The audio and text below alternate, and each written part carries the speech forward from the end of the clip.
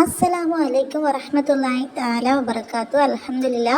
പ്രിയ സുഹൃത്തുക്കളെ, നാളെ നമ്മളിൽ കടന്നു വരുന്നത് സഫർ മാസത്തിലുള്ള ഒടുവിലുള്ള ബുധനാണ്.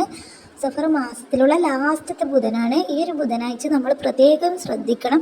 ആപത്തുകൾ ഭൂമിയിലേക്ക് ഇറങ്ങുന്ന ഒരു ദിവസമാണ്. ഈ ഒരു ദിവസത്തിൽ ആപത്തുകൾ ഇറങ്ങുമ്പോൾ നമുക്ക് ആപത്തുകളൊന്നും സംഭവിക്കാതിരിക്കാൻ വേണ്ടി, നമുക്കും നമ്മുടെ കുടുംബത്തിനും ആപത്തുകൾ സംഭവിക്കാതിരിക്കാൻ വേണ്ടി നമ്മളിത് പാരായണം ചെയ്യുക, ഈ ഒരു ദിക്ർ ചൊല്ലുക.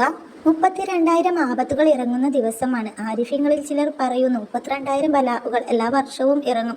അതെല്ലാം കൂടി സഫറിലെ ഒടുവിലെ ബുധനിലാണ് ഇറങ്ങുക. അന്നത്തെ ദിവസം കൊല്ലത്തിലെ ഏറ്റവും കാഠിന്യം പിടിച്ച ദിവസമാണ്. ഈ ഒരു ദിവസമാണ് നമ്മുടെ നബി സല്ലല്ലാഹു അലൈഹി വസല്ലമന് മരണമെടുത്തപ്പോൾ ആ ഒരു പനിച്ചത്.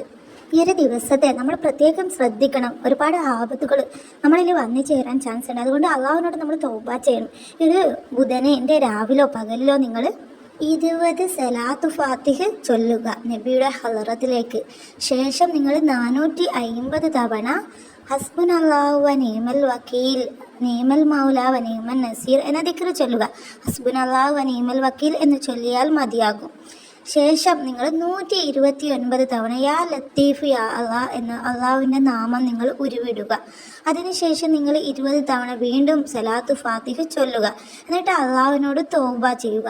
ഒരുപാട് പ്രയാസങ്ങൾ ഇറങ്ങുന്ന ഒരു മാസമാണ്. ഒരുപാട് നമ്മുടെ നബിമാർക്കൊക്കെ ഒരുപാട് പ്രയാസങ്ങൾ ഇറങ്ങിയ ഒരു ദിവസമാണ് ഇത്.